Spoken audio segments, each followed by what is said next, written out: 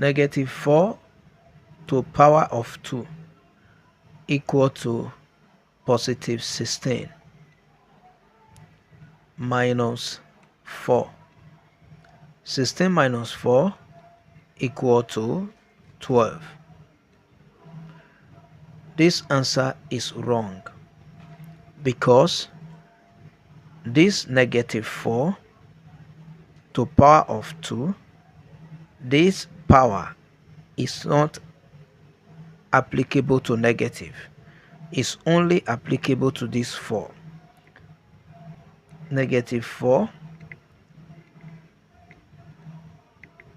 alright, will give us 16.